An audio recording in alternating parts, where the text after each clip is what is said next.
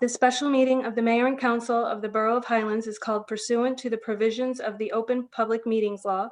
Notice has been transmitted to the Asbury Park Press, Two River Times, and the Star Ledger, and by posting at the Borough of Highlands Municipal Building and filing with the Borough Clerk all on February 24th, 2021. This agenda is complete to the extent known. No formal action will be taken at this meeting. Please stand for the pledge. I pledge allegiance to the flag of the United States of America and to the republic for which it stands, one nation, under God, indivisible, with liberty and justice for all. Thank you. I will now call roll. Councilmember Martin. Yes, here. Thank you. Councilmember Mazzola. Here. Thank you. Councilmember Melnick. Here. Thank you. Council President Olszewski. Here. Thank you. Mayor Brion. Here. Thank you. The next item on the agenda is discussion of the new municipal building.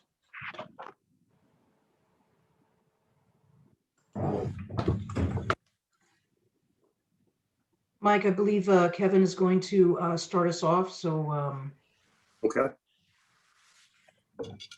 Michelle, if you can unmute Kevin. I believe you should be okay. Thank you, Mayor. I can go through the municipal building with regard to the site and the renderings. I believe Mike Michello is on and he's received all of our renderings and the plans. Mike, do you have the ability to bring those up? I believe Michelle does. Okay, Yes, I'll share it now. thank you. You should be able to see it. If you'd like me to scroll down to the picture part, just let me know. Sure, if you can, what I'd like to do, Mayor, if it's all right, let me go through the renderings of the facility. They're the easiest to see. I'll go through the makeup of the building. I know, Mike, we shared with you some plans as well, and you can bring Yes. those up at your discretion. Absolutely. Okay. Please proceed. Very good, thank you. So Mayor and Council, thank you very much for inviting me this evening. My name is Kevin Sedembrino. I'm the architect for the new municipal building. What you do see on the screen this evening is the rendering of the new municipal building. This has been revised since the last time we spoke a few years ago. This is a two-story, 15,000 square foot building. First floor is 7,500 square feet of police. Second floor is the other 7,500 square feet of the court and council chambers and the administrative offices. This building has two means of ingress and egress. It is a split site, meaning that the cars can park on the lower level, as you can see in this rendering. And as we move on to other renderings, the cars can park in the upper level as well and access administration directly. The nature of the building is parallel to the 4-lane road 36 towards the ocean. What you'll see is the architecture that's similar to that of Sandy Hook. You'll see base masonry and a yellow type brick on the top of the rendering, and then a little bit more modern green roof. And again, these colors and these images and these materials are meant to be similar to those you find at Officers Row and Sandy Hook. We wanted to try to get this building as close to that imagery as possible. You'll see a retaining wall along the right-hand side of the building from the low to the high side of the site. Since this site has two levels of parking, one low at PD, one high at administration, it was our intention to try to make the building kind of grow a little bit from the site. So you'll see that the nature of the retaining wall on the right-hand side will start to become the base wall of the building, wrap around the building, then finish up as a retaining wall as well. And that's kind of the nature of what happens in Highlands, that you do have buildings highly sited and then part of the landscape. So that was our intent. Our intent was also, again, to replicate some of the images that you see in Sandy Hook. You will see a little bit of classical architecture at the front entrance. PD is at the lower level. Again, admin is the upper level. You'll see the classical columns as well. And again, the roof is a metal roof. What you can't see here, we do have solar panels on the roof. So that was requested a year or so ago. So this building will be able to generate some of its own electricity, so it will not need all of its power from the grid. And those solar panels will be up on the roof. They're difficult to see here by design, but they will provide some power, and the building will be as sustainable as possible. Can we move to the next rendering, please? Very good, thank you. So this is the rendering from the administrative side of the building. So again, this has two main entrances, one at the lower level for PD that you saw, one at the upper level for administration. So and this is, the general public will come into this level. General public will either enter at the lower level and drive up here, or enter from the side street and enter the parking lot here. There's a barrier-free ramp that you can see on the left-hand side of the building. On the left-hand side of this rendering, you'll also start to see the columns that go down to the first floor. Similarly, you'll see steps that go up to the main entrance for the administrative side, and you'll see a large row of glass windows. That row of glass windows enters into the public area where the public can go to see the clerk or records or anything of that nature that they interact with the municipality. So all the service windows are located behind that glass area. You can see on the roof above where the glass is, you'll start to see an opening to the metal roof. We've taken all the rooftop mechanical units and hidden them in there, so you will not see those units from the street. We did that on purpose. This way you only see the architecture of the building and not the mechanical units. Can we move to the next rendering, please? Very good, thank you. So this is still on the administration side. This is a view from the high level of the site, again showing the glass colonnade on the administration side. That is where all the service windows will be, so the public will be in and out of that area. I had referenced before the area on the roof where the rooftop unit, the mechanical equipment is hidden. Again, you see the top of the roof open. That's for fresh air for the mechanical units, but again, you won't be able to see those units. Similarly, at the base of the pitched green roof, at the intersection of the flat roof will be the solar panels. Solar panels will happen on both sides of the building, and again, such that the municipality can take advantage of sustainable energy. This way they don't have to get all of their energy from the grid. It's important to understand that not all the energy will be generated from these panels, but some will. And the municipality will own those panels and the inverter as well to energize the building. Mayor, any questions so far with regard to the renderings that we have? I have a question. Oh, sorry. Okay. Is there also a provision for a backup gas generator? Yes, Mayor. The building has a whole building generator that's located on the site. So dissimilar to a backup generator that would come on in an emergency scenario to only get you out of the building. This building has a whole building backup generator that will energize the building in the case of a power outage. Excellent. I think that's something a couple of people have asked me about, and I thought it was in there, but I just wanted you to confirm. Thank you so much. Yes, Mayor. It's there. I have a question about the egress that I'm seeing here. Is that onto Miller Street, or is that also onto, I'm trying to get myself oriented. The egress that you see 36? here, the egress that you see here in this rendering is onto Miller Street. The egress that you saw in the first rendering is onto 36. And people who egress on 36, and I don't know if this is your domain or not, will they be able to make a left to go down Miller Street into town, or no? No, egress on 36 is right hand only. Right hand only, but then as you go through the light, will they be able to turn left to go into town, or do they have to go down to by bars and come around that way? No, I will tell you that there's only one curb cut onto the DOT domain with this application. There's no additional traffic signal device changes as a result of this project. So if it exists now, it will continue to exist. If it doesn't, it won't. Okay. as a result of That, this project. it is hairy on Miller Street Mhm. in normal time and hairier in the summer. So I was just thinking about that. No problem, but the site does have two, and both of these means of ingress are ingress and egress. Mhm. So it was important that we bifurcated look, the site has two levels, so we kind of took advantage of that, such that we have at grade ingress and egress to each level for pedestrians. So you can get in at either level, but the lower level is predominantly for police parking. The upper level is predominantly for public parking. And I also had read, I believe that there's 55 parking places. Did I read that somewhere? I don't have that in front of me, I'm sorry. Okay. Okay. But we certainly maximize the site with regard to parking in two levels. Mhm. And again, a bifurcation of PD parking and administration and the public parking. Yes. I was just curious as to whether people who want to come to the building will walk up from downtown or will they drive up? You know? So, I guess that would Parking could be depend on tight. the person. yes, truly.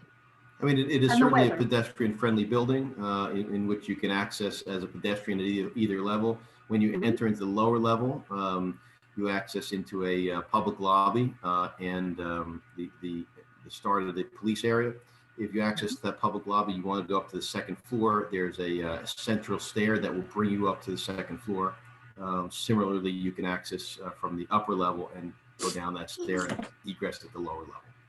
So public is able to access from either level, top or bottom. Kevin, I have a question for you. This Sure. may seem minor, but, and this may come later, but are we planning on putting any type of bike racks here? You know, now that Joanne mentioned, you know, some Sure. people may walk up, some people may drive. And then quite frankly, in the summertime, we have a lot of people who are on bicycles. So I'm not sure if that's something we figured. Well, thank you for that question. The answer is absolutely. We can absolutely accommodate bike racks at the lower level for PD. I trust that it would be difficult for people to attempt to steal a bike in front of the police department. Similarly, we can have bike racks at the upper level as well. We'll find a spot for it. No Okay. problem. Kevin, could you speak a little bit to what informed the sizing? I'm sure none of this is arbitrary, but like when we're talking about 7,500 on the first floor, 7,500 square feet on the second, what were the factors that went into that sizing consideration? Thank you for that question. So we've had extensive discussions with the police department, the administrator, the governing body, and the departments based on what their needs are. Number one. And what the DOC, Department of Correction requirements are. Number two, and those requirements include things like a sally port, jail cells, processing areas. All those have minimum requirements in accordance with the New Jersey State Department of Corrections. Additionally, the second floor has a counsel and court chambers. That is those sizes and those ingress, egress, judges' chambers, court admin, so forth, are governed by the AOC or the Administrative Office of the Courts. Additionally, we have areas for the public to access all of the services by the municipality through service windows. And we also have municipal offices in here as well, right? So all of those items generated a program, and we've taken that program and turned it into as efficient as a building as we can, making certain to keep PD on the lower level, the furthest from any residential, since it's a 24/7 operation. And then admin, which is predominantly a Monday through Friday, 8:30 to 5:30 operation on the top level, to be the quietest and impact residential the least. And when taking into account the fact that you've got some minimums that you need to meet, is the building built with some buffer that allows for growth over time? I'm just making sure that what we're building here isn't going to be something that's obsolete in a few years in terms of, you know, if new standards are set and all of a sudden we find ourselves needing an annex. So There is some growth over time, yes. got it. Thank you. Does anyone else on council have any other questions for Mr. Centembrano?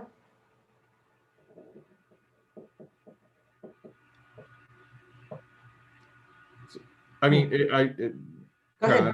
I don't know if this is the time for it, but just I know that that Kevin just went through some of the purposes, but like, do we have an exhaustive list? So like, we're talking about administrative offices, police, shared use of a council / meeting / courtroom, other functions that we're looking to support with the building. Like, there's just making sure, and I know that this might be obvious to many, but just making sure we're taking the time to go through this in detail. So just what it's not going to be is probably as helpful as what it is. And so it's not going to be home for the emergency services. It's not going to be a library function. It is mostly an administrative, if not entirely administrative building. The second floor is, again, court council chambers, administration and municipal functions, OEM, for example, an OEM office, and the court administration. The lower level is entirely police department, with the exception of the public ingress and the stair tower. Got it. Thanks. Kevin, would you mind touching upon what some of the buffers might be between the police area and then the public area? You know, not specific details, but you know, just in the event anyone might have some concern in reference to what's happening in the police area, since we are going to have holding cells and whatnot. I just kind of want to put people's No problem. So I know, Mike, we had sent over some plans, but predominantly on the lower level, since it is dedicated to police, the only thing you can see on the plan is the ingress area where the public would go, the stair tower, the elevator tower, and that's the only thing that the public can access. So on the first floor, if you enter, you'll be able to enter into a lobby. You'll be able to escalate up a stair or up the elevator to go to the public portion of the administration on the second floor. You would be able to access all the municipal services and the court council chambers. After that, you would go back out. So there's no public circulation throughout the building, with the exception of what I just described. I will have the rest of the renderings on the website tomorrow. I think there was only just one more, Mike. I didn't include any of the other ones on the. This is the last one. Plans, got it. So yeah, we did again provide a roof plan, an architectural site plan, again some floor plan renderings, but to Mike's point, they are fairly straightforward with regard to PD and administration, kind of aggregated. So.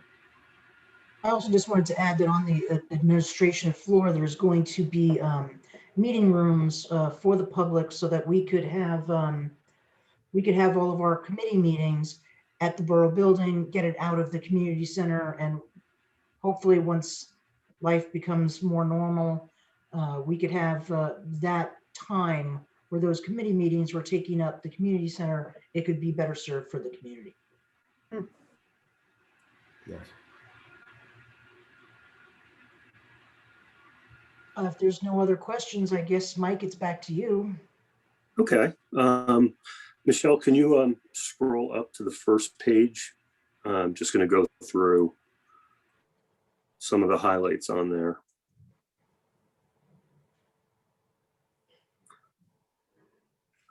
Okay. Actually, come down a little bit. I'm going to start with the timeline here. Just a quick little timeline of what's taken place. In October of 2017, the contract was signed for the site with the Trenton Diocese. The actual sale of the property to the borough went through on December 4th of 2018.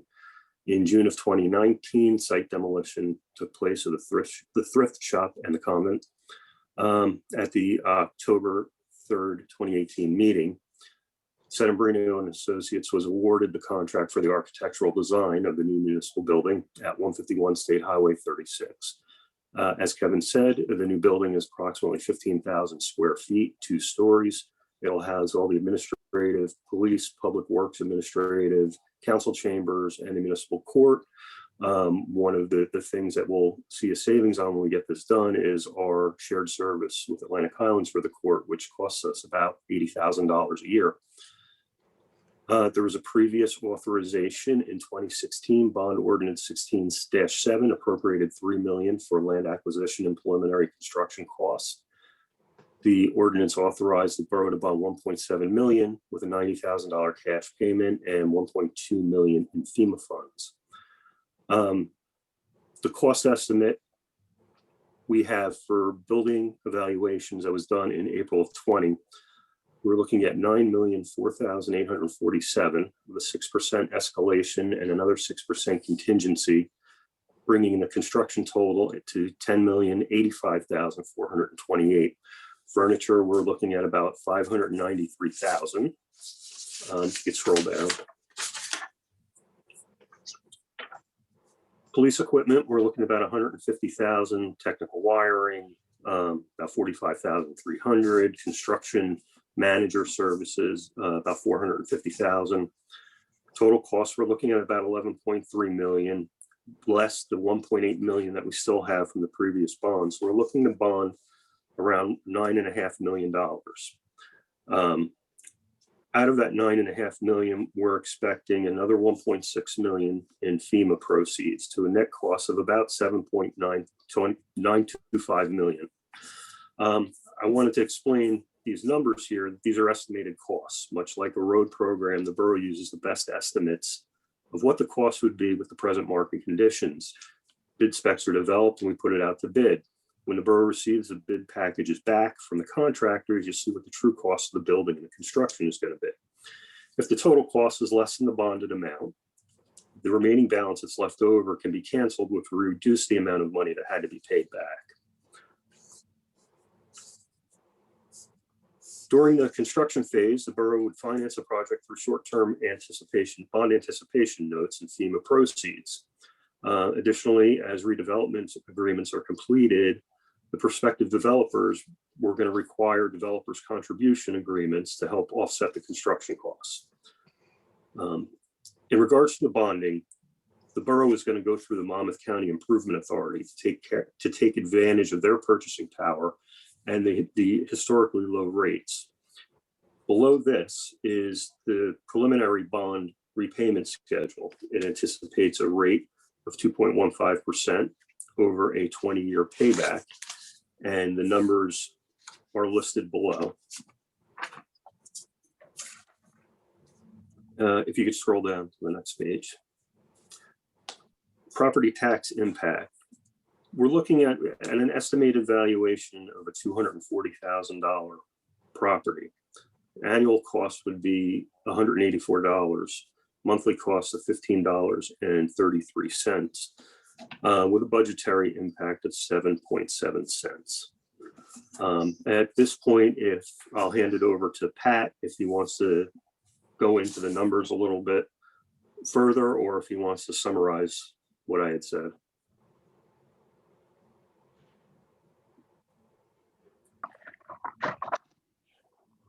Hello, good evening. So the first thing I want to talk about is our ability to borrow these funds. So we ran the numbers there and talked to the mayor. So we have a new ordinance coming on tomorrow night for $2.4 million, and that represents our CDL loan reimbursement, but we'll talk about that tomorrow night. It's not really a subject for here, but that's coming at us as an item tomorrow night. As Michael said, the $7,925,000, I rounded there. We're going to also put down $500,000 of our own money to help reduce that bond. So the number will turn out to be $7,425,000. So if you add those two numbers together, after the two ordinances are approved, if they so get approved, we're going to have bonding ability of capacity left of $2.3 million. So that $2.3 million is available for us to do any other projects during the year. And that doesn't sound like a lot, and I'm not trying to sugarcoat it, but also during the year of 2021, we're going to be paying down $855,000. So as of December 31st, we're going to have bonding capacity left over of $3,157,000. That's a lot better. We're doing better. And then I took a look at January 1st of 2022, and our borrowing capacity is based on our valuations, and our valuations are really ticking up very nicely. So as we hit January 1st of 2022, our bonding capacity will have an excess capacity of about $4 million. So even though initially it's going to be a little low there at the beginning, right after these ordinances get approved, but then it should be, it eases up during the year, and having $4 million of capacity as of January of 2022 is a pretty good place to be. I just want to talk about that $184 annual cost. So Michelle, if you could just roll up a little bit, please. Yeah, up a little bit more, please. Right there. So here's our debt service schedule. It's based upon debt of $9.5 million. And I just did some quick math here. The 2016 ordinance is $1,710,000. The new ordinance we're proposing is $7,425,000. So not to get stuck in numbers here, but that only totals $9,135,000. These debt schedules are coming in at $9.5 million. And speaking with the mayor and the council president and Michael, you know, we want to be conservative here. We know there's going to be changes in cost. So we're giving a presentation here of a little bit of a higher base. And this also assumes that we go out and fully fund this thing at the MCIA rates of 2.15% pretty much right away. And we don't have to do that. If we issue one-year notes as this project gets going, we can borrow money pretty much at a 1/2 of 1%. And I would suggest to do that. And also I like to say there's other things out there to help us. And the mayor's fully aware, and the mayor's been taking the lead on that. There may be some COVID relief money coming our way. There's construction going on in town that's really helping our ability to pay back debt. We picked up over $25 million of rateable increase in 2021. And talking to the tax assessor, we believe our rateable growth is going to continue pretty much at that pace. So that's pretty good. And then we also have some capital monies that are available. We have almost $1 million set aside in our capital fund that we can use to fully fund items if so be it. Now, we want to use 500,000 of that million to pay down this very bond that we're talking about, but that still leaves us another 500,000 that we can buy stuff if we need it during the year. So we don't always have to go out and bond. So I just kind of wanted to go over those couple items, and I'm available for any questions if needed. Thank you, Pat. Pat, can you talk, you mentioned, the numbers of 4 million of bonding capacity, 2.7 million of bonding capacity. How does that compare in relative terms to prior years for Highlands? Well, how's it compared to prior years? Well, we started off the year, January 1st of this year, of 12,898,000. And that's how much debt we had outstanding. So we're adding another 9.5 million to that. So how's that stand? We're adding over $9 million of debt to that. Yeah, I understand that the downside, it felt like you were painting a picture where we are seeing an increase in our ability to borrow over time as we're going from 2021 into 22. But maybe I'm misunderstanding the relevance of that bonding capacity statement earlier.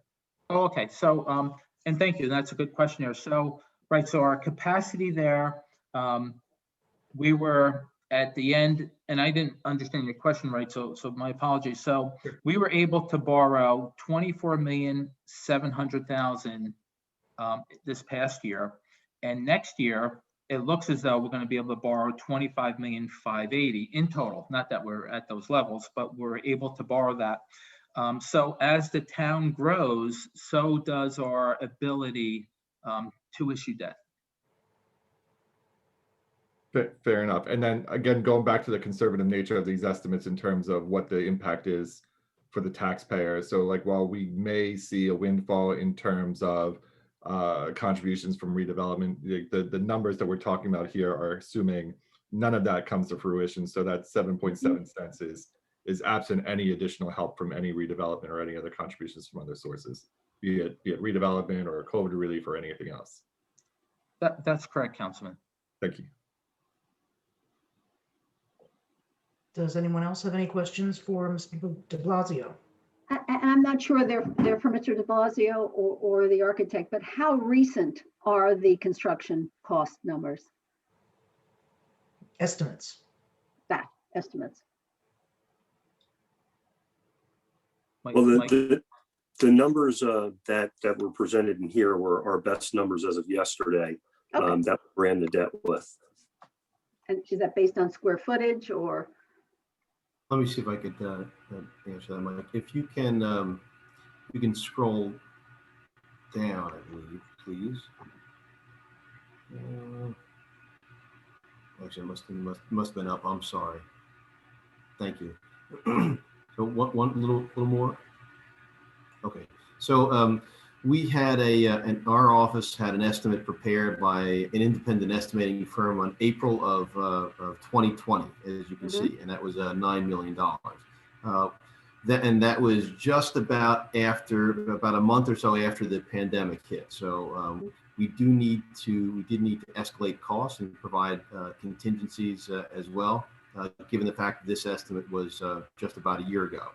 Yeah. We anticipate the project would be anywhere from 14 to 18 months in construction. And we are continuing to evaluate the constantly changing market conditions.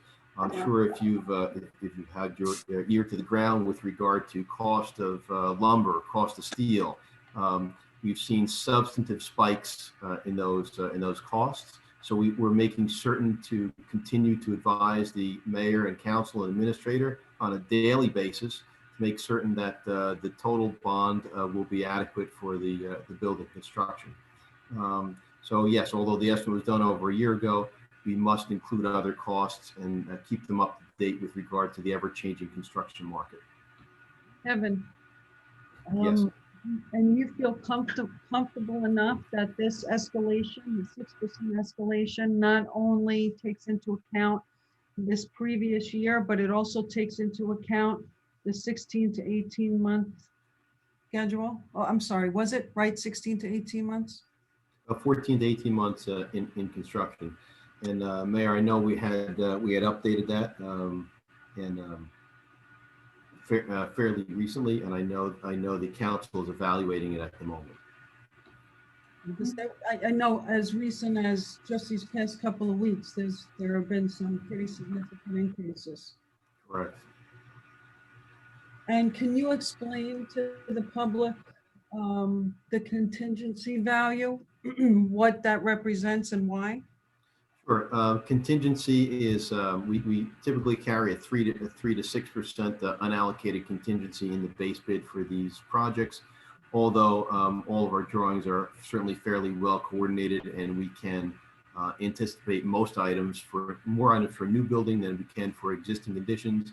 We do carry contingency for unexpected items, unforeseen conditions, things of that nature, but we did have extensive geotechnical investigation done on the site, as well as a site survey. But we should carry that money to make certain that we can cover any unanticipated costs during the cost of construction, such that we don't need to go back to the governing body to bond for more dollars.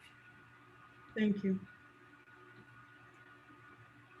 I appreciate the timeline that Mike, you had laid out, showing how far back this goes, and I'm sure that the conversation goes even further back, understanding that this all results from losing the town hall in Sandy. But in terms of the actual scope, and so understanding that this is the cost as of we know it right now, escalations and contingencies included. But as far as the scope itself from inception, has the scope increased in any way or decreased, or are we basically talking about the same town hall we've been talking about for the past 4 or 5 n number of years? 6. I believe the only thing that keeps escalating is the costs. Right.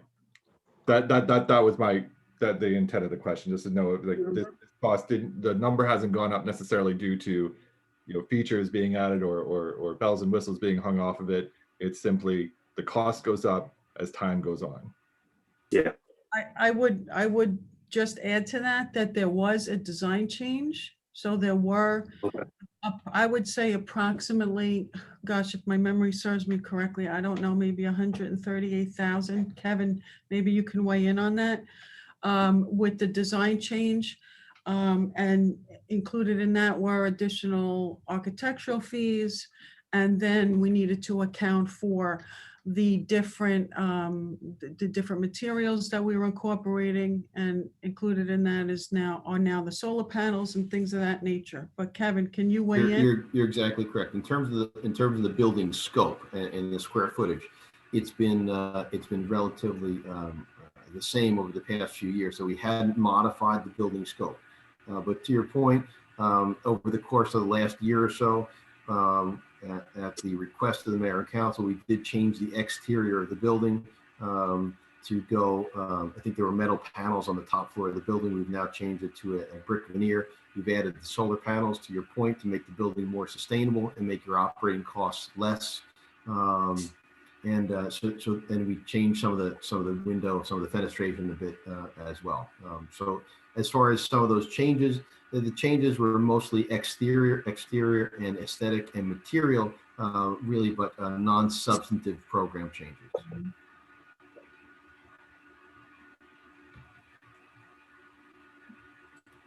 Does anyone from the council have any other questions?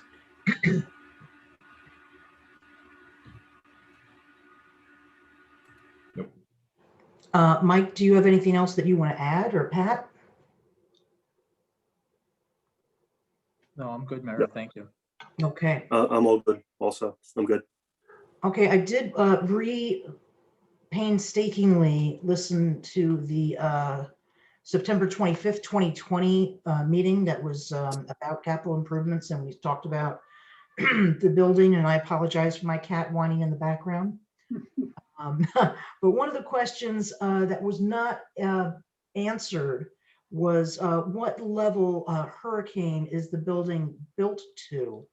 And I just wanted, if anybody from the public was going to ask this question again, it is built to withstand a Category 5 storm. This building is built with the same resistance as if it were out on the ocean. It needs to be. It's in the same wind zone as well. Yeah. Excellent, thank you. Mm-hmm. Do we have any preliminary understanding as to what it would cost to insure this building? I think that would be a question for Mike. I don't have it yet. I will talk to the GIF in the coming week. I think, thanks.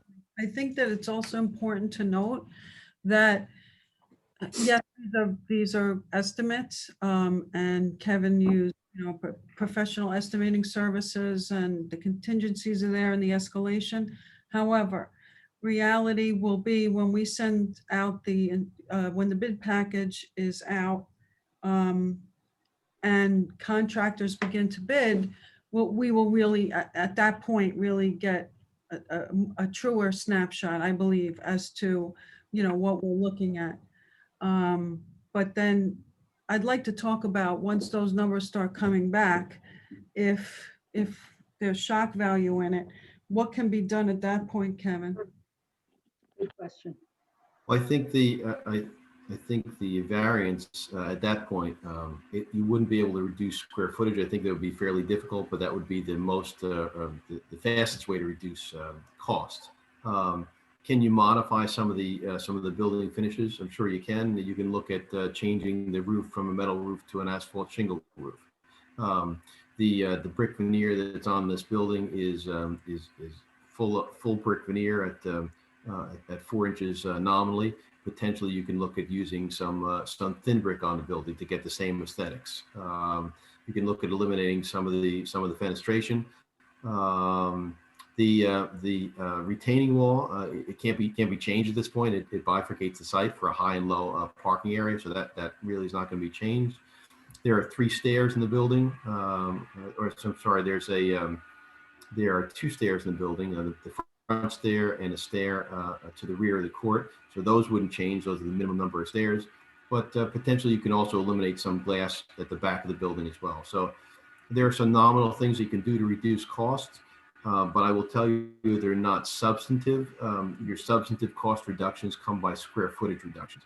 And this is a fairly efficient building, given the fact that the first and second floor have the same footprint. It is a rectangular building. It doesn't have substantive curves, changes in direction, things of that nature. So it is fairly efficient given the site and given the fact that first and second floor are the same. Thank you.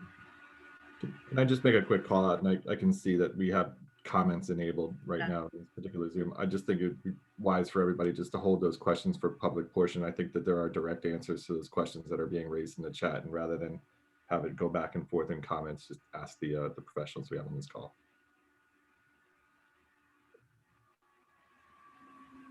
Does council have any other questions for our professionals?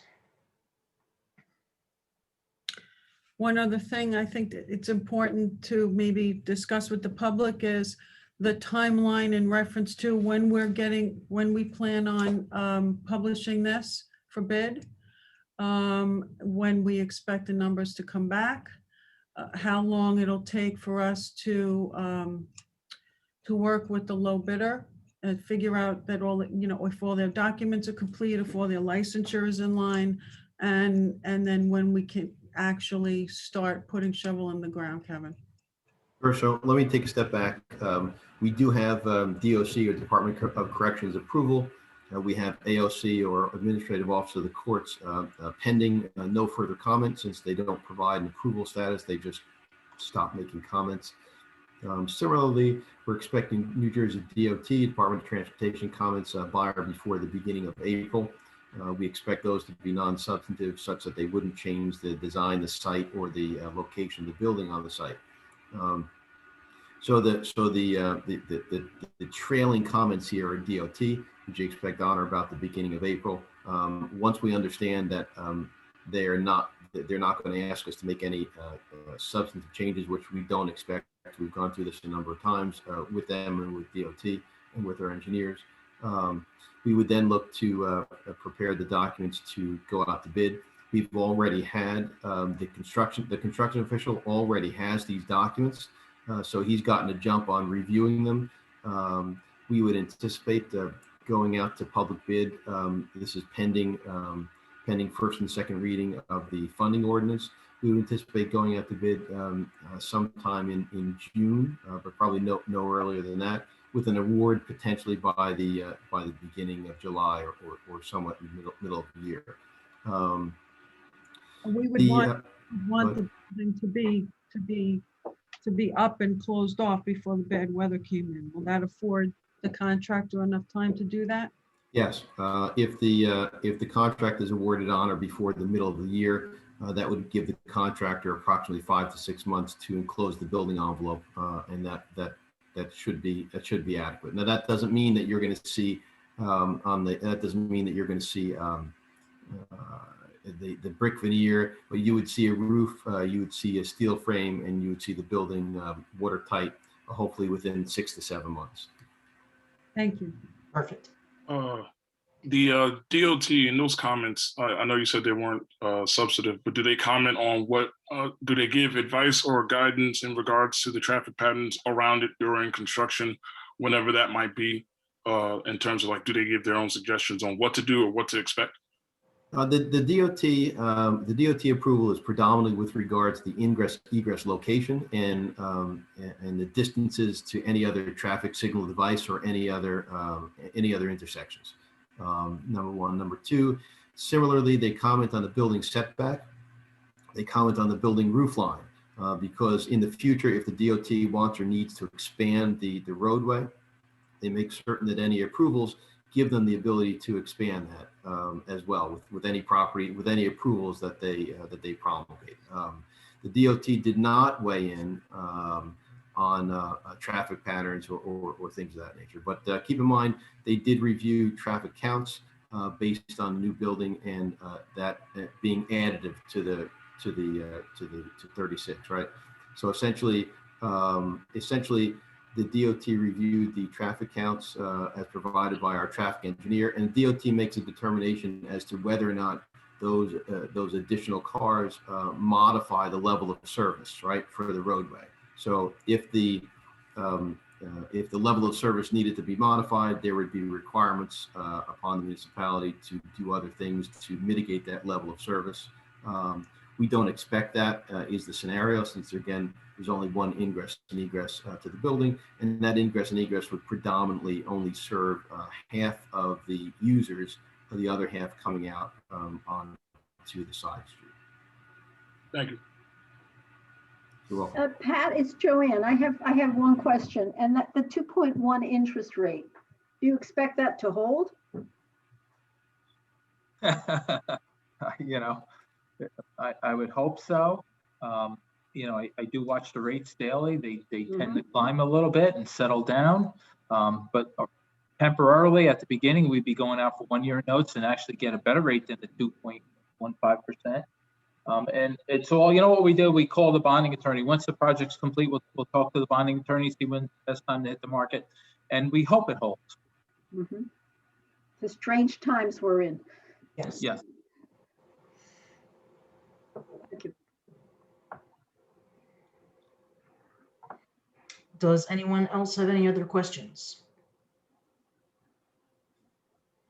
All right, before we go to the public, I want to touch just a little bit on what Pat had said about both the developers, which we are going, actually Mike mentioned this as well, which we are going to soon have 3 areas of redevelopment, and we will be asking each of them to make a contribution to help our bottom line, so that some of this cost is shared throughout.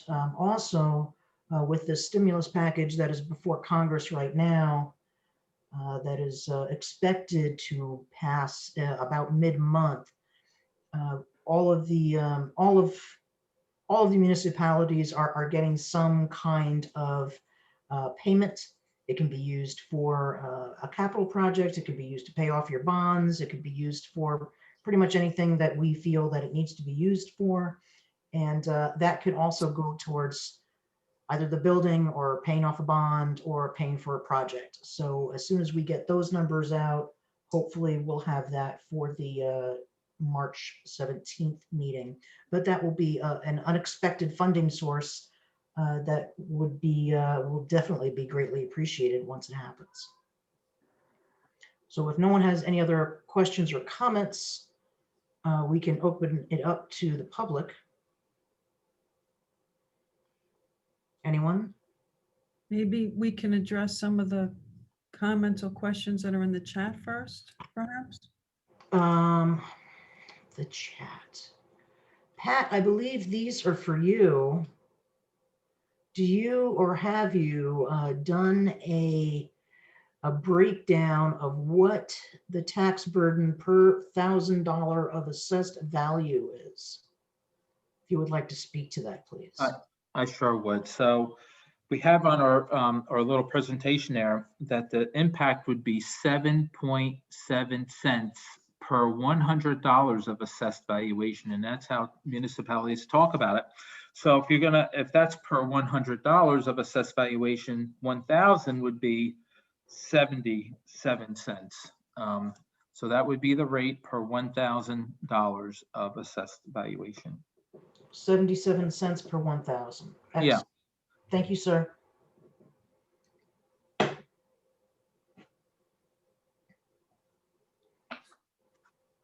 Michelle, if you could please, I know that you're going to have to take that screen down in order to field and unmute people. If you could please unmute Chris.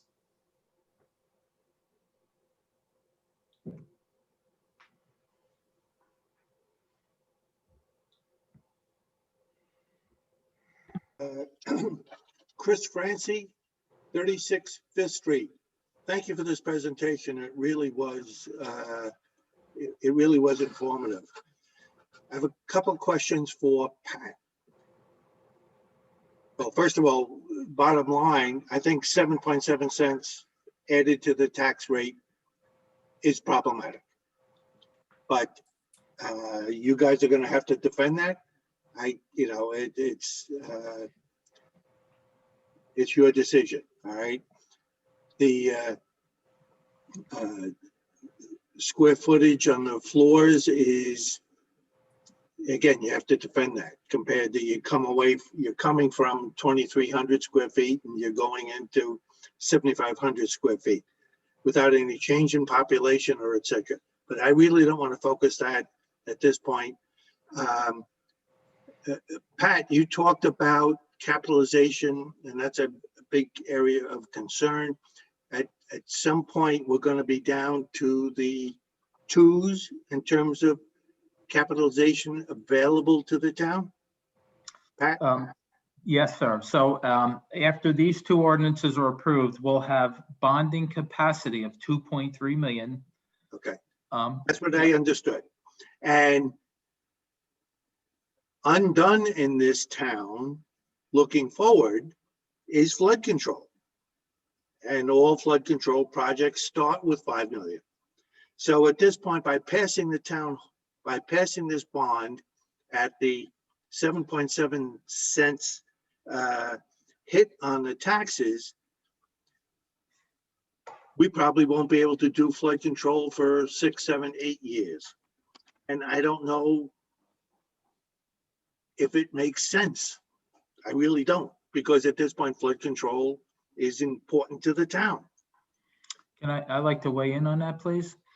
So right after the ordinances are approved, our bonding capacity will be 2.3 million. But as of January 1st, 2022, Chris, we're already going to be up to 4 million. Our rateable growth is really accelerating, and that's going to be adding to our capacity to issue debt, as well as our $855,000 down payment per year. So, I mean, you took that 2.3 million that's going to be available in the next month, and then you said, oh, for 6 years, we're going to be picking up capacity, a borrowing capacity, really, in literally 10 months here, we're going to be up to 4 million of capacity. And 4 million isn't enough for flood control either, but back away from that, all of these new projects come with deals where the taxes are abated for a period of time. All right, we're not going to see any taxes from the Portland Road project. We're just starting to see them from the Ocean Beach, the Sandy Hook Marina, those properties there. So I don't know what we're going to be able to do relative to flood control. We're going to be hamstrung by this building, and it's bigger than we had by 3. And I think flood control is equally important, maybe more so. But anyway, I'm going to back away. Thank you very much, Council. I really appreciate it. Thank you, Chris.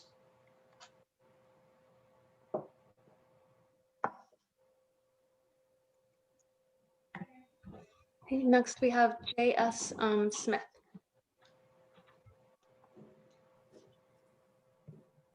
Thank you very much. Jim Smith, 380 East Van Dorn Avenue, Holly Springs, Mississippi.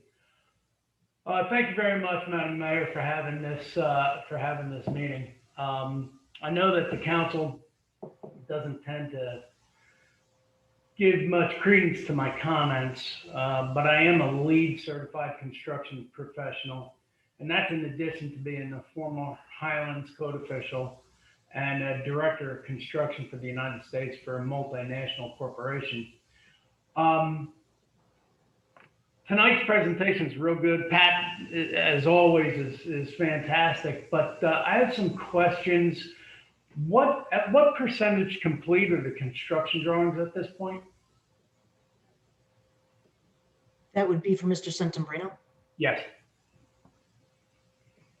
Michelle, can you unmute?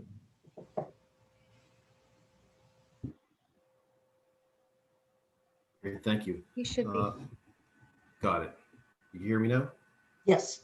Very good, thank you. So the construction documents are just about 99% complete. They're currently being reviewed by the construction official for conformance with the current codes.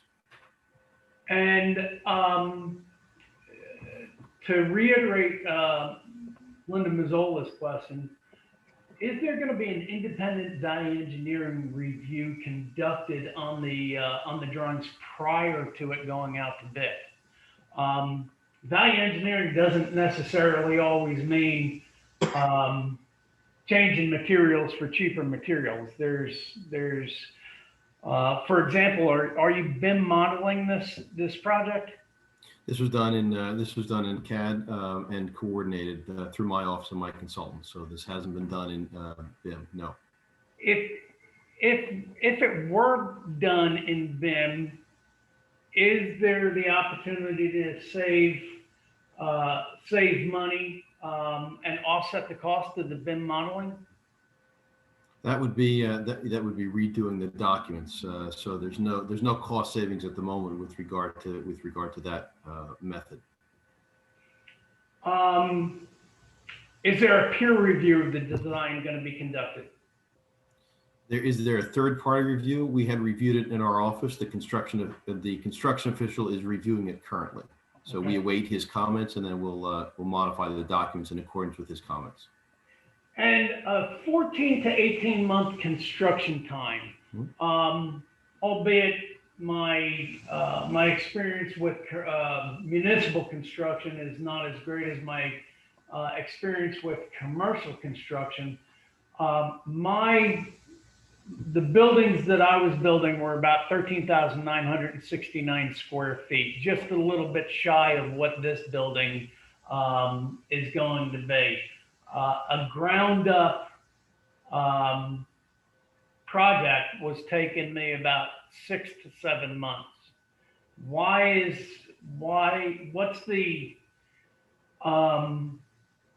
the obstacles that are delaying this construction to twice the amount of time of a commercial construction project? There are no obstacles. This is prevailing wage, and this is public sector work. So times of construction are not as the private sector can build projects faster, frankly, and more efficiently than the public sector could. That's not a surprise. But the buildings of this size are predominantly anywhere from 14 to 18 months, 14 on the short, 18 on the long. And that's been our experience with these types of buildings, given the public sector market and the contractors available to build it. Again, this is a prevailing wage project. Some contractors will be union, some will not. But again, the requirement is such that it is prevailing wage.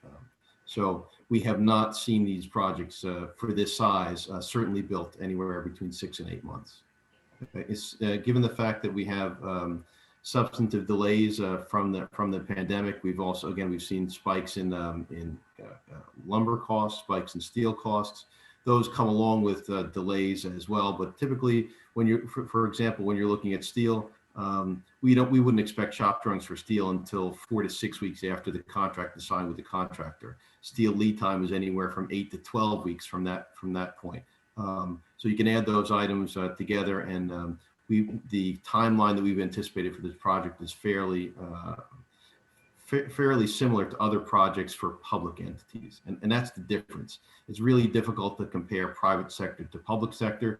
They just don't produce at the same rate. And again, you do need to pay prevailing wage in the public sector. And I noticed that you have some environmental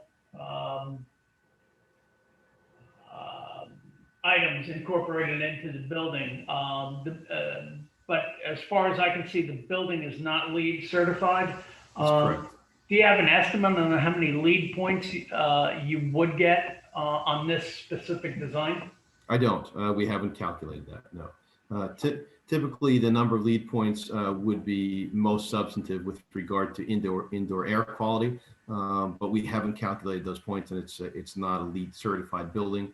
But it certainly strives to be as sustainable as possible given the budget restrictions. And my last question, I noticed real quick on the document that Michelle had put up that there's going to be a CM. Is this what type of AIA contract or modified AIA contract are you guys using? Is it going to be GC oriented? Or are you going to have a CM? And if it is a CM, is it independent of your firm? The answer is we're recommending that the municipality hire an independent construction manager to be on site during full time during construction. It will be independent of my company, and they will work directly for the governing body. Fantastic. Thank you very much, Ms. Mayor. Sure. Thank you, Mr. Smith. Michelle, who's next? Next, we have Lizzie. Hi, can you hear me? Yes. Okay. I'm going to apologize in advance because I'm not going to be very eloquent with my question.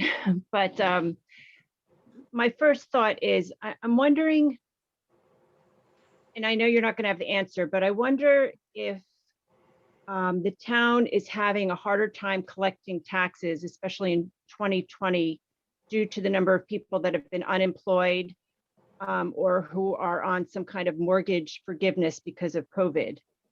And I asked that question only because, you know, we're talking about a tax increase here to go forward with this bond. And I think that the amount of that tax rate has been minimized on this call.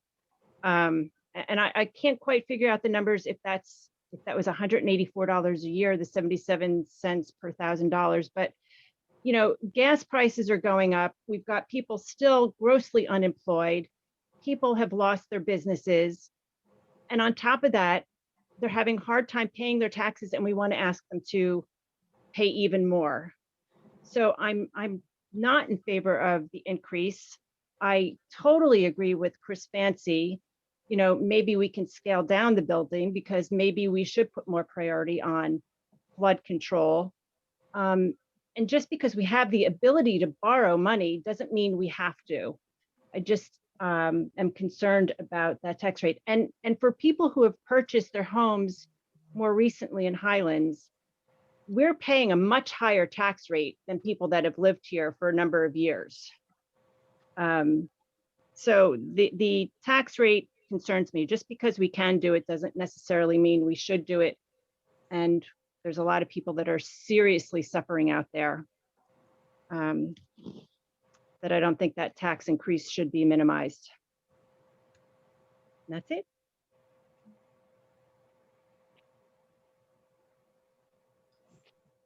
So I'm just, so you were asking that your actual question was that were we having a hard time collecting taxes from individuals, I believe. Pat, could you let us know what our percentage of tax collection was? I have this year's. Year 2020? Yeah, I don't have last year's handy, but this year was 96.22. But I do have to weigh in and say this. So even though we're 4 points behind, we always collect our taxes all the time because we get it in the following year. So if you have some delinquencies, they get paid the following year. So it becomes a timing issue. So we always do manage to collect 100%. It just depends on what year you collect it. So 96.22 is about average for this town. We haven't really seen lost revenues there in our tax collection. We did see some of our other revenues fall off in the budget.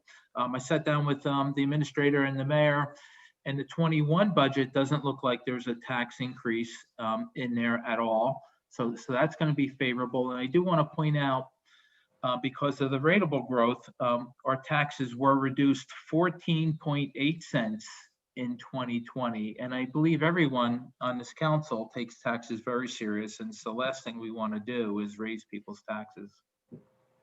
Thank you for that, Pat. Michelle, I believe Lizette R is next.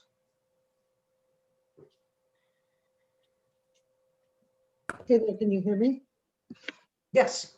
Yeah, so the question I have is, so first of all, the you know, when the police station, the municipal building flooded originally, where are the insurance proceeds that were covering that that flooding, and have we applied the insurance proceeds to this capital? So that's one of my first questions. Well, that one I can answer for you immediately, and that's in 2012, the borough had no flood insurance. on any of its buildings, but we now do have flood insurance on all of our buildings. Okay. Okay, so there are no proceeds to cover that. That's correct. Okay, and then the second question I have is with regards to the actual scale of the building. So have we maybe, you know, I've been hearing, I think, from a few individuals about that it's 3 times or 2 or 3 times the size of the original footprint. I think I've heard it was 2,300, now it's 7,500. So the question I have is, what is the rationale for, you know, increasing the size? And, you know, I think in the interim, we've been doing some kind of a revenue share with Atlantic Highlands. Have we explored options to continue that revenue share and looked at the pros and cons with regards to sharing our expenses with other municipalities versus doing a build? So that would be my second question. We often explore many different shared services. Sometimes they work out and sometimes they don't. Sometimes we end up paying more than we receive, and then that needs to get looked at again. The reason for expansion is because we're building for the future. And also, as I believe the architect had mentioned, there are certain Department of Corrections and the Department for the Courts, the Administrative Office of the Courts. Yeah. AOC. AOC. They have minimum requirements.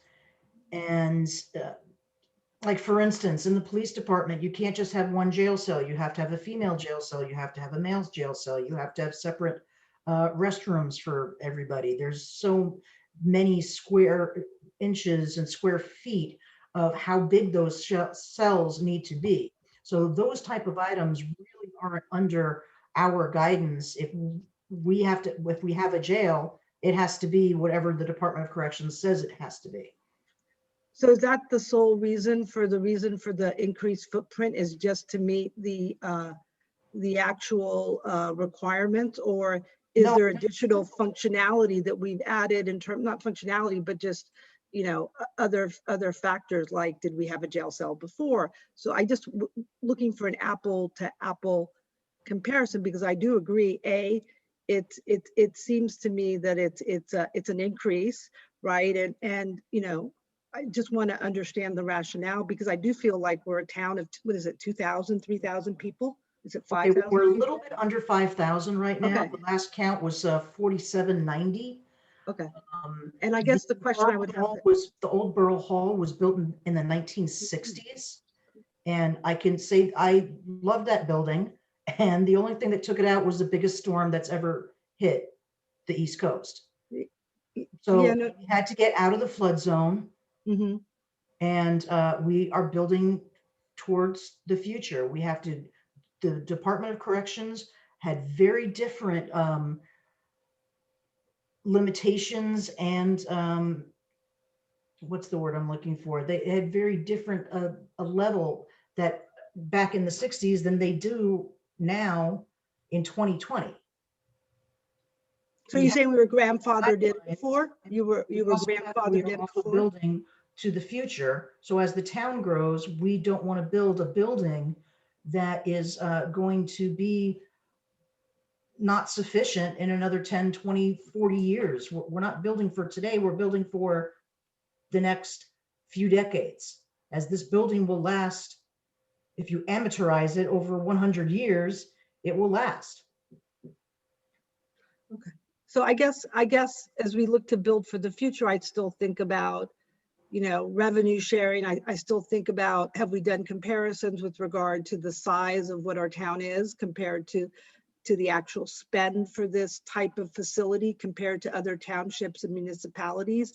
Do we feel that it's comparable? I still, again, kind of look at a $10 million spend, right, for a municipality building compared to our actual, you know, size. It just seems heavy. It feels heavy to me. And so that's, and as we've said on multiple occasions, this is without any of the pilots being applied. This is without any of the federal funding that we're going to get as applied. We don't want to get into a spot where we don't bond enough and then we get stuck. You want to bond assuming that you're going to get no other funds, and then as those funds come, you pay it off sooner. Okay. I'm just trying to, and I'll stop to give other people a chance, but again, just trying to get an idea of how the scale is commensurate to other townships.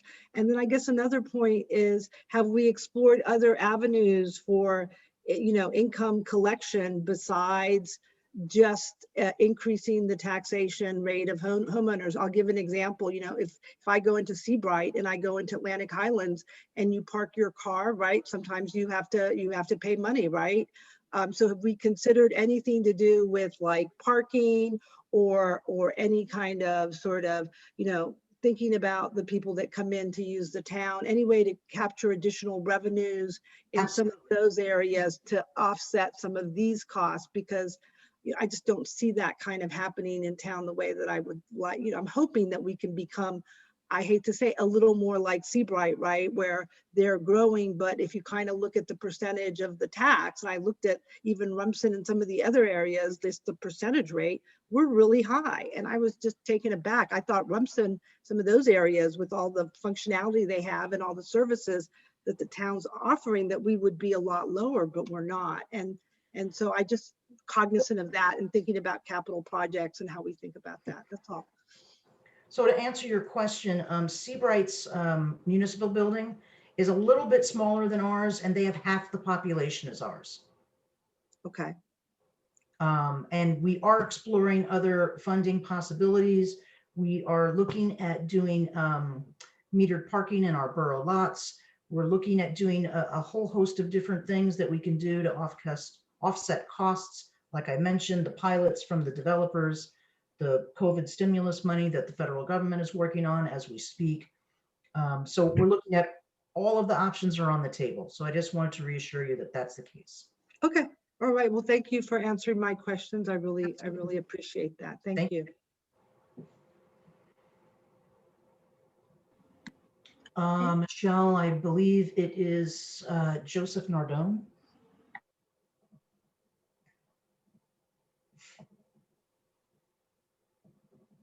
Hello, thank you very much.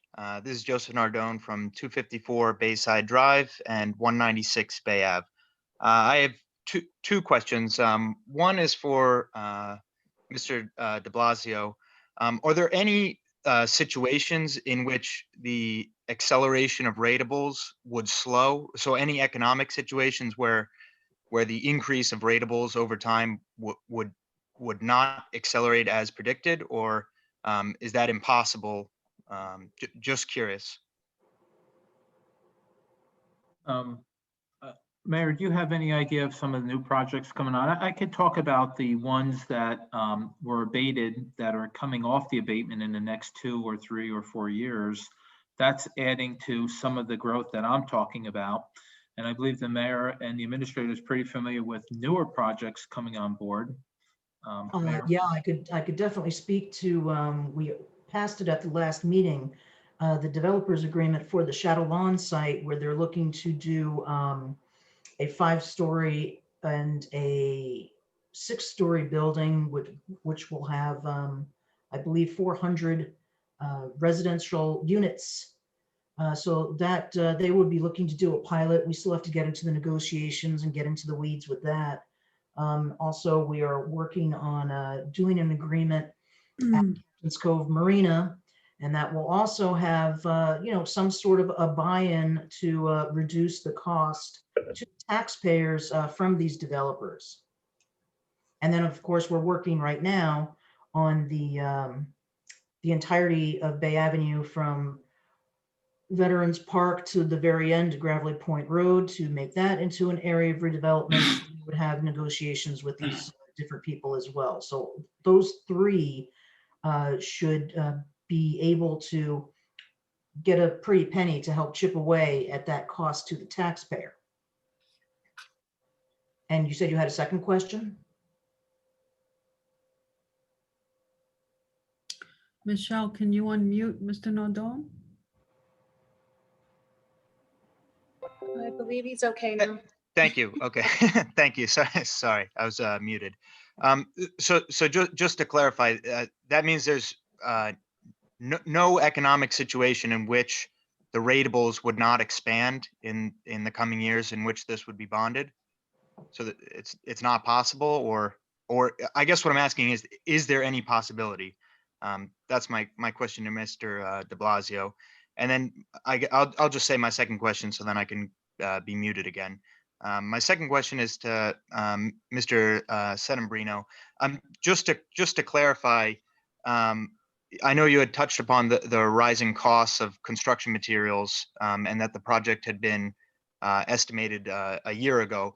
But, in some of the projects that I'm working on, we're seeing, 80, 90% increases in the cost of materials.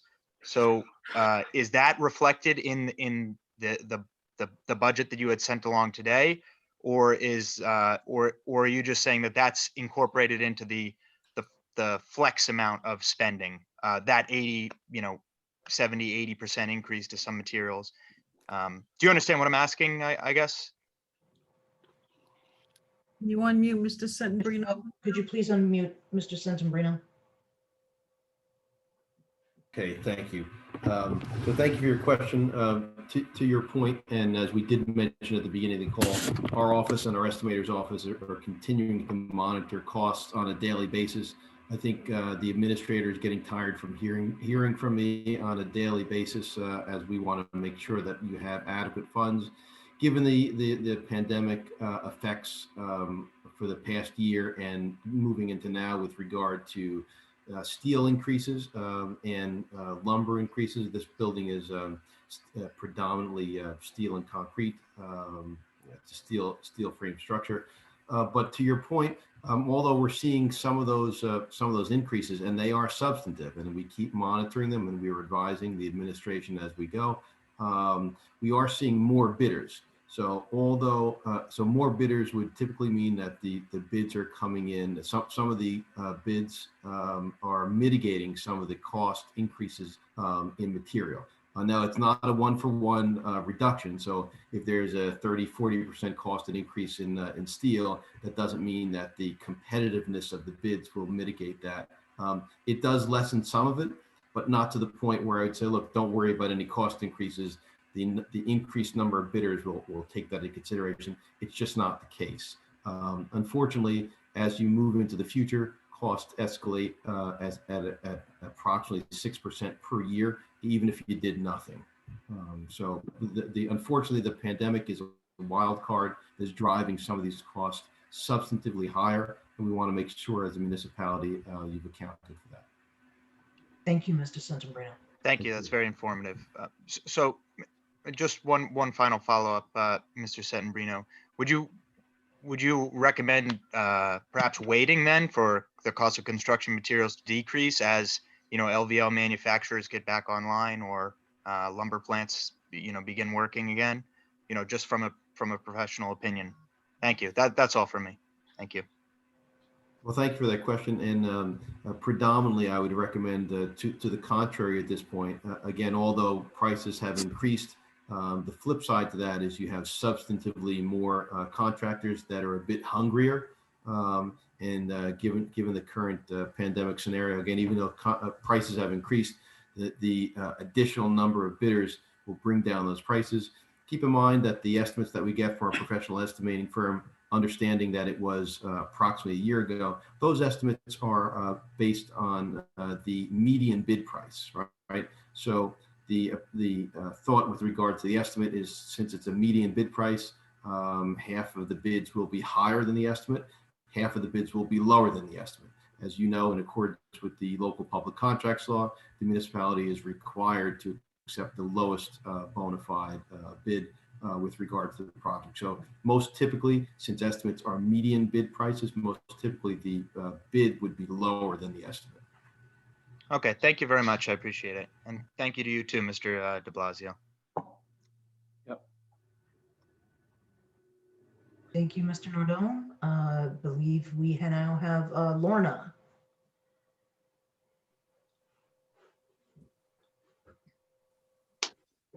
He needs to be unmuted. Okay. Lorna Milbauer, 109 Marina Bay Court. Mr. Francie's concerns were not really responded to, especially that about the cost and the necessity of mitigating the flooding downtown. Should we be concerned that because of this big project, that some of these other important vital things that need to be done in town might have to be forgone in some, forgoed, is that the word, forgone in some way?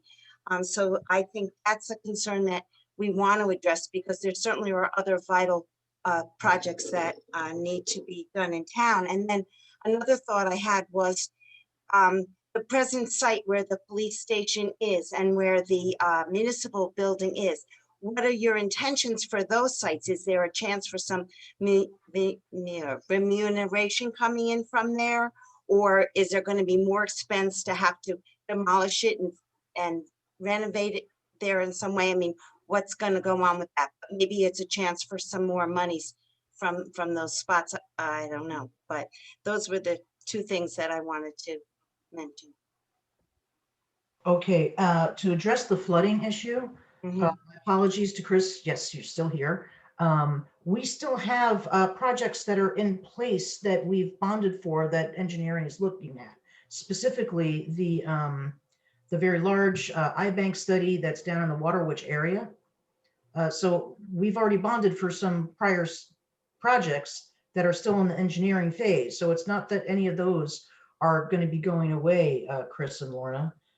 And also, Lorna, to your question about the old buildings, we might be able to get some sort of cost from Mazda because they're trailers, so they're made out of metal. So we might get some scrap money from them.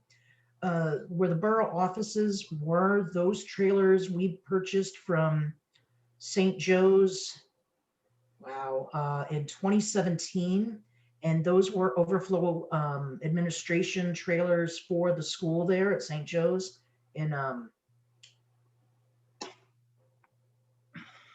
then the police trailers, those were FEMA trailers. And we purchased those outright because FEMA was not going to reimburse us for the rental of those trailers anymore. So we made the decision years ago to do an outright purchase. I believe that was in 2017 as well, to purchase those. So we would have a one flat cost, and then we wouldn't have to do the monthly and not get reimbursed for them. But as I said, hopefully we'll be able to get something from them when they get taken over for scrap metal. And then is that land owned by the municipality? So is there some value to those properties? Well, for the police department, it is, yes, owned by the municipality, and it's taking up space in a parking lot. So that means we will have more municipal parking. Where the borough offices are is also borough property. So we could reconfigure DPW is something that we've been speaking about. There's a lot of things that we can do to reconfigure the space so that it's a better use for the citizens of the borough. And if I may just add one more comment. Sure. I personally do not like the idea of metered parking in our small town. I think one of the advantages is maybe people would want to come into our town to use our restaurants and other things that we might have to offer by not having metered parking, as opposed to going into Red Bank, which is a whole big to-do sometimes to find parking. So I think there's an advantage to having the parking and it not being metered in our town. Just my 2 cents. Okay, I appreciate that. Thank you. Michelle, next we have Kim Skorka.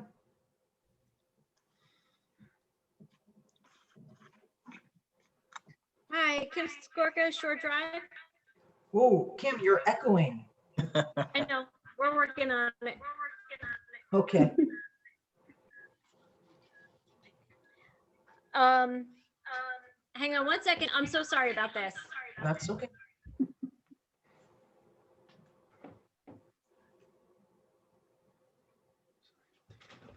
And Kim is tuning in from the Grand Canyon. Yes, I am. Sorry about that. First, I want to talk about, I keep hearing that we're building this municipal building for the future. I'm curious what kind of future you're building with the need for 3 jail cells, our own court, which includes judges' chambers, a restroom, and an emergency exit that nobody but the judge and his assistant has access to. I'm concerned that you're going to pull a 2-minute time on me. I am also concerned about the lower Ninth Ward projects, but I heard you say that they've already been bonded for and that shouldn't be a concern. Correct. I'm glad to hear that we are putting in some more green infrastructure in this building, like solar panels. I'm still concerned that the giant glass wall and how that is any more efficient than standard walls. And I think that's it for my questions right now. Thank you. Mr. Santabrino, can you please describe about the AOC regulations regarding the safety of the judge, especially in light of one of our judges whose son was killed? I'll give you three overlays. Glass wall. Well, without going into detail, so, because it's Sure. security concerns, right?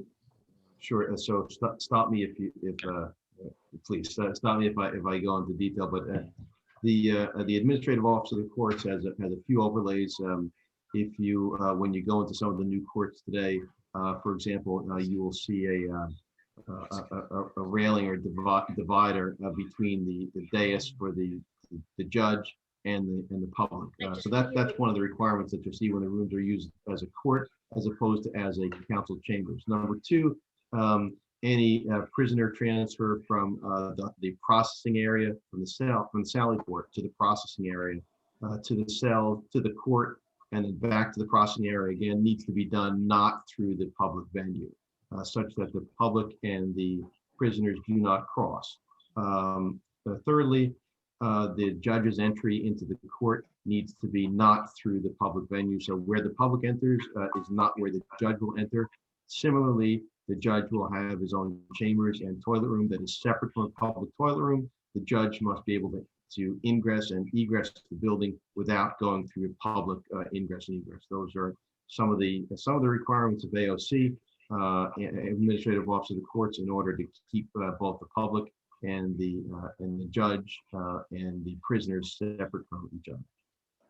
Thank you. I understand that, but how bad is the future of Highlands going to be that we need our own judges' chambers with all those requirements and 3 police department cells that we are unable to do a shared service with existing judges' chambers and police holding cells in surrounding towns?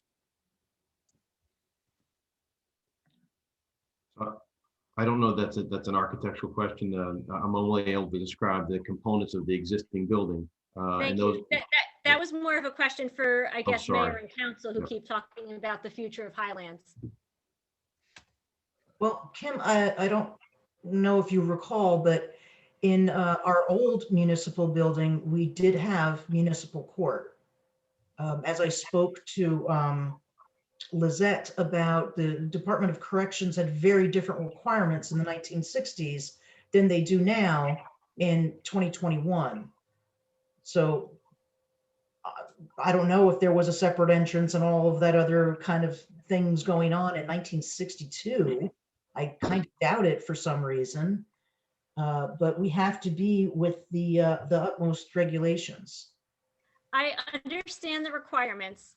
I'm just curious why you believe that Highlands is going to need its own court and its own 3 jail cells instead of being a better community where we don't have the crime and we don't have the court proceedings and we could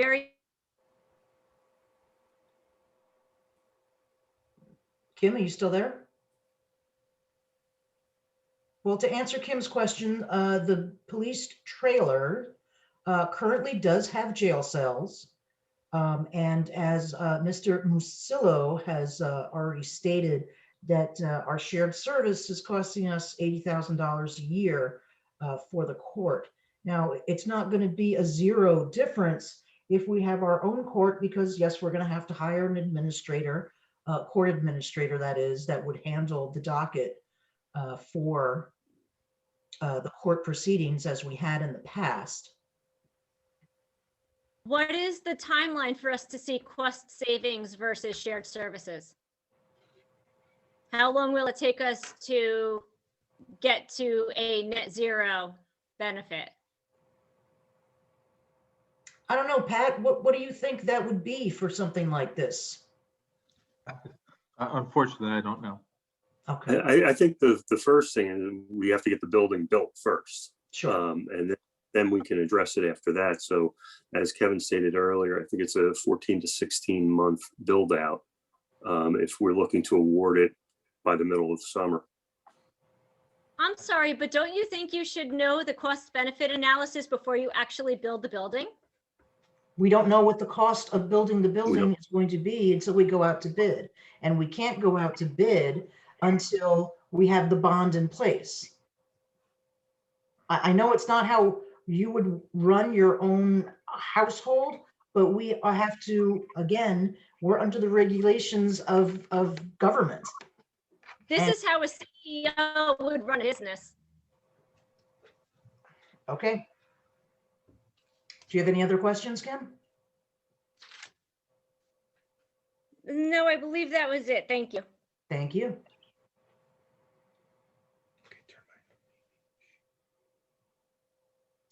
Michelle, I believe next we have Michael Warren.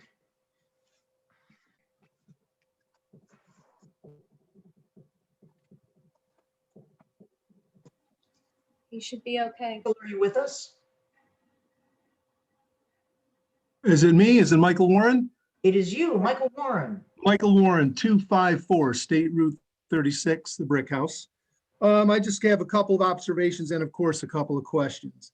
I've been in the construction trades for about 30 years, have done some both commercial and residential work. I've also been on a school board where we did $150 million 5-building renovation and had some of the same type of issues that I think we're experiencing here. I just wanted to, the one question well, not a question, just an observation. As far as building a building first and then looking at the cost benefit, I think we still should have an idea of what's the benefit down the road. Since that was just said, I wanted to make that observation. My second thing would be is if we're going to have a 6% increase, and I guess I'll direct this to Kevin, annually for materials or costs that are going to be for that type of period. And materials are increasing right now by 30%. I was just looking up on the commodities market for steel alone. I think we need to sit back and take a little moment to let the building envelope, which is running at 100% or maybe even more, overcome its lack of materials in the pipeline and also the lack of labor that's in the pipeline, which will lead me to my other question. So those, if that is a question, but are we also going to be talking about, since we're going to be paying prevailing wage, are we going to be looking at possibly utilizing a project labor agreement where we can have, if this thing does get built or if it goes forward, an agreement with professionals. We have a lot of professionals in our town of Highlands. And if you look at what happened in Seabright at their firehouse, one day you had a guy using a paintbrush and the next day he was using a hammer and the next day he was up working on the roof. I don't think we want that. I think if you look at the results that happened there, that's a separate question. I'm trying to just consolidate it all into one big thing. But project labor agreement, I think we really need to sit back and let the building material envelope and contractors who are going to be responsible to do a project like this come back from all the work that they're doing now. Any contractor that's chomping on the bit to be bidding on this is probably not a great contractor because everyone is working right now at 110%. You can't even find people to work right now. So I guess that would be my question. PLA and the cost benefit of doing this now and not waiting for this material thing to resolve itself, because it hasn't. And it may be 6 months to another 8 months before it does, in my opinion, which I consider to be professional. Thank you for your time.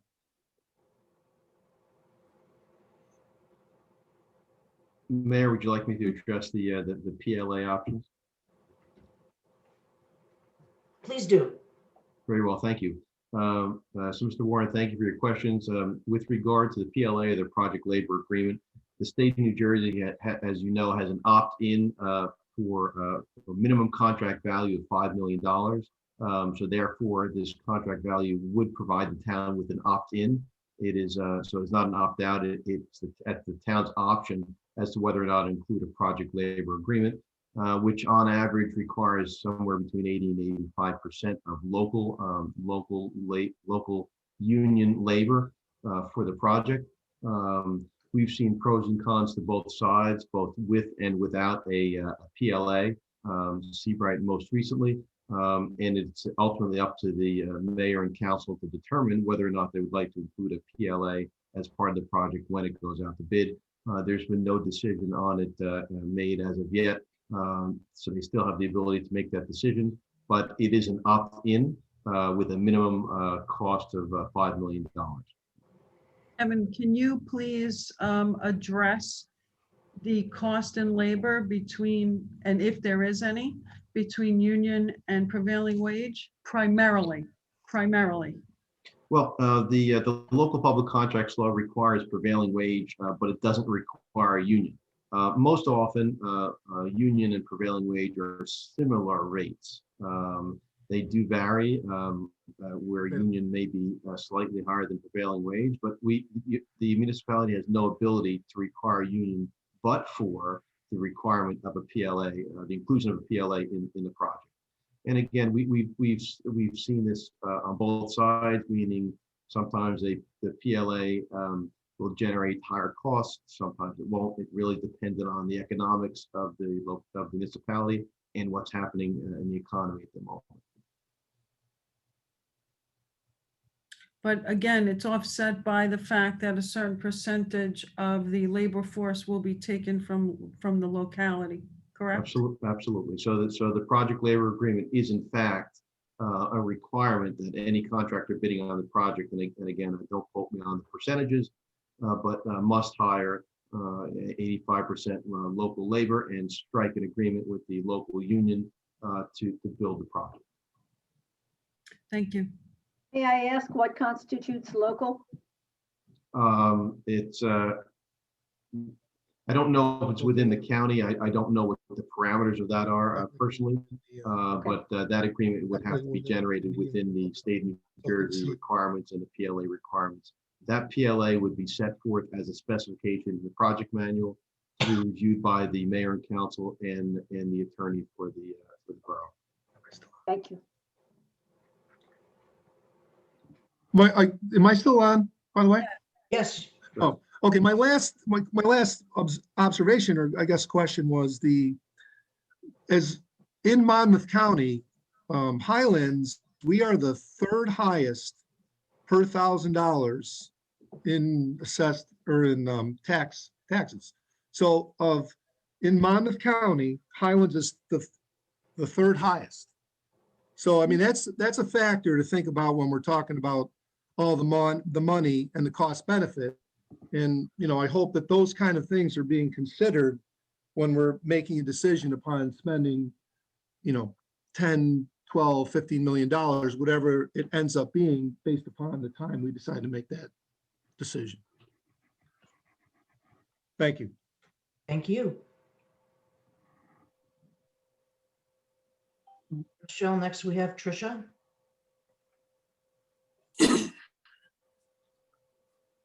Hi, Tricia Rivera, 31 Waterwich. I just have one thing to say. I just believe with a project this huge and this much money, I think the public should decide, and it should go to a referendum. And that's how I feel about this project. Thank you.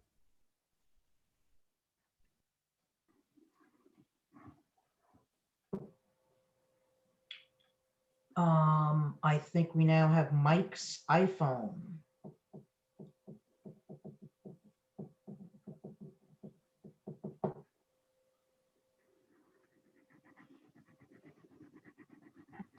Hello.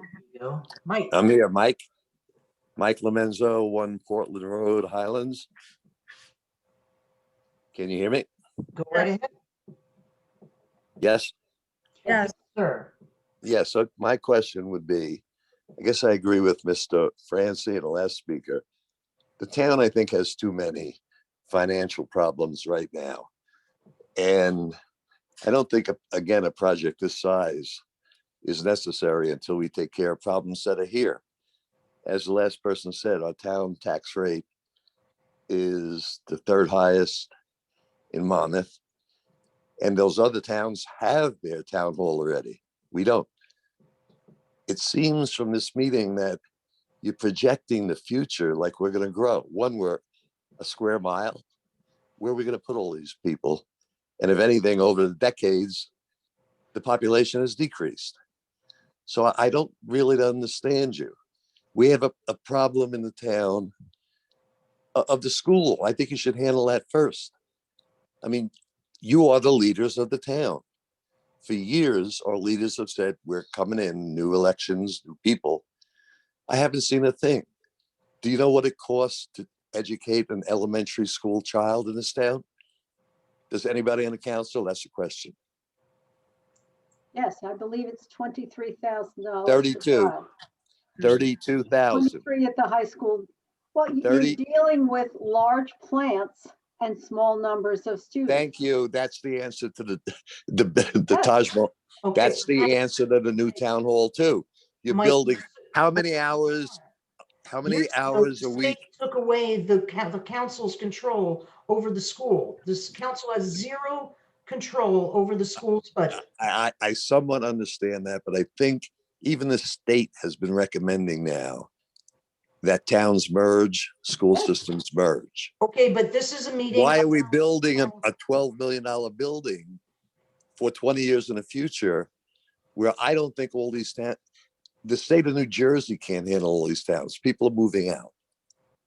It's something, we have bigger problems than this building. It seems like you're projecting to the future things that we don't even have under control now. And really, that's all I can say, because I'm tired of it. We keep going in a bigger hole without taking care of one problem after the other. I mean, I know we can't merge because Atlantic Highlands doesn't like us, but maybe the state will force us. So we're building a 100-year building when the state may say in 2 years, it's ridiculous.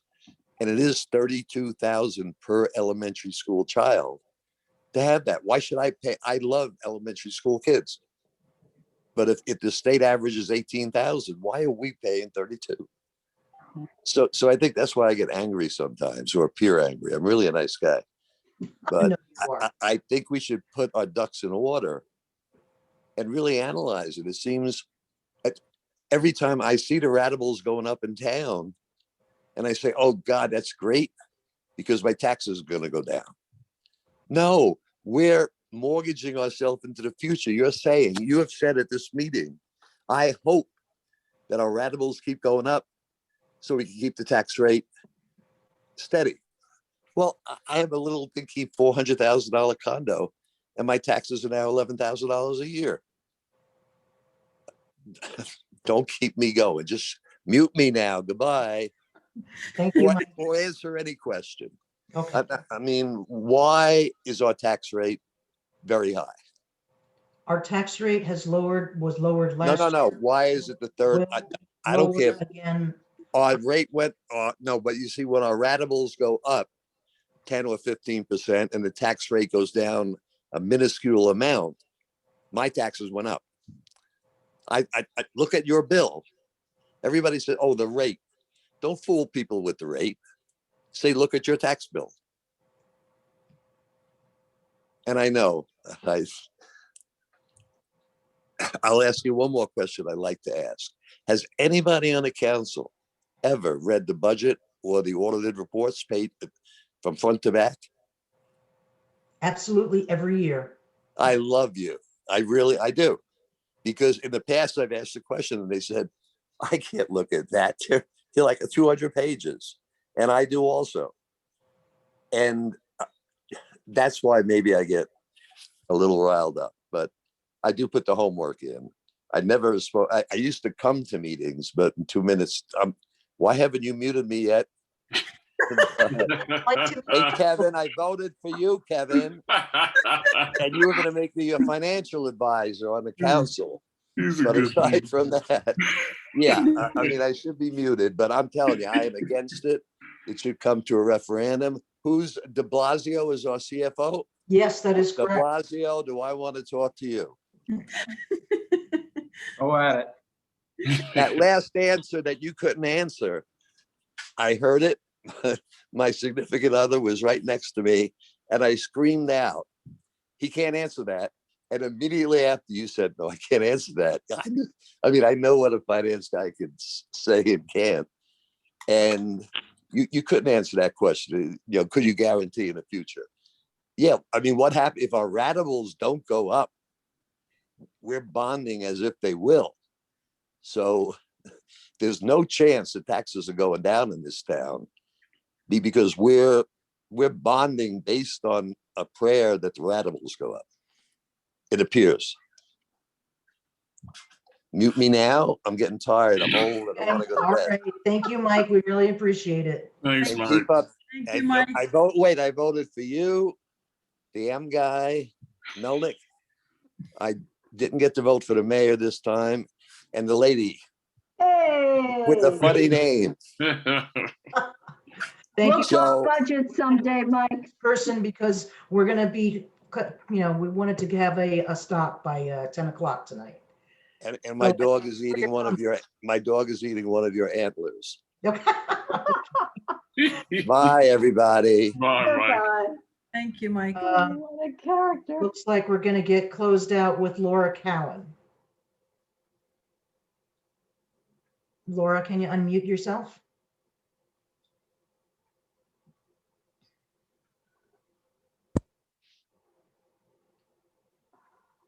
Go ahead, Laura. So this has a little bit to bear on budget, but has the council considered the idea of a more permeable asphalt situation and what might that do to the budget? I live on a hill and I watch water run downhill. So I think especially Miller is a lot steeper hill than Linden. Variable asphalt situation for Borough Hall. Yeah. We can certainly put that in as an option in the bid. I just don't know how much more expensive it is and how neither much. do we, because you're not gonna know until you go out to bid. Right, we can add that in the bid for alternate pricing. We can leave that as an alternate, along with several other items. Right, Kevin?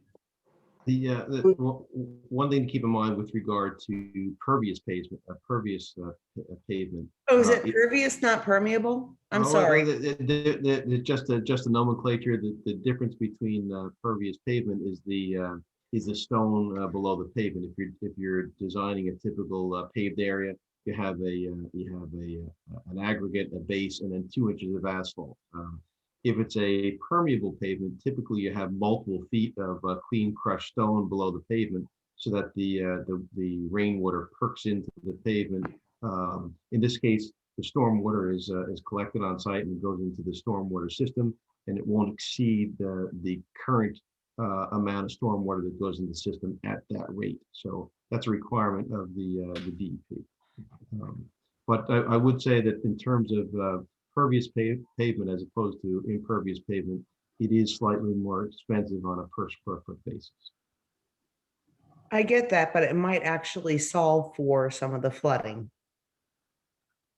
Absolutely. Well, as I said, keep in mind, the lot was predominantly paved, right, as a parking lot. So the amount of additional impervious area that was added is not substantive.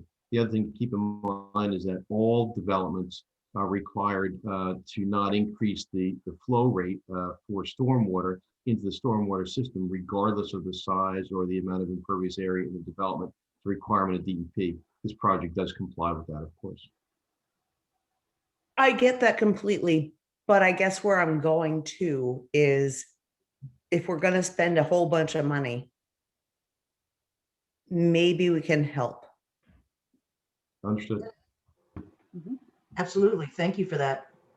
That was, and by the way, if everyone updates their Zoom as much as I do, raising a hand is in a different spot now Ah, for okay. tomorrow night's meeting. It's in reactions. Ah, okay. It literally took me 45 minutes to figure that out.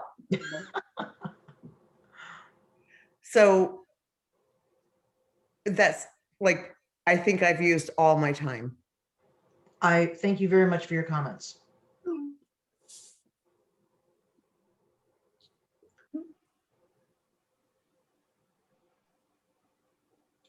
Before we close out, does anyone from the council have anything they want to add? I think this was a great meeting. Thank Sure. you for doing it. I know a lot of people said, you know, have you thought about this and have you thought about this? Many councils over the years since Sandy struck have been grappling with this issue. As Mr. Musillo had put together that little timeline, I mean, just so that people realize a lot of thought has gone into this over the years. It took the majority of 2014 and 15 just to have the site picked out. It took 2 years with the Archdiocese of Trenton to actually acquire the property. Then 2019, we did the demolition, and we've been waiting on the final sign-offs from AOC and DOC. And last year, and then of course, COVID happened last year. And for large municipal projects like this, every day that we wait, the cost goes up, and we want to stop that from happening. So we just want to move on it, get it bonded, go out to bid, see what comes back, and see if we can't get this done as well as possible, as quickly as possible. So with that, I'm going to make a motion to adjourn. I'll second. Thank you, Councilmember Mazzola. All in favor?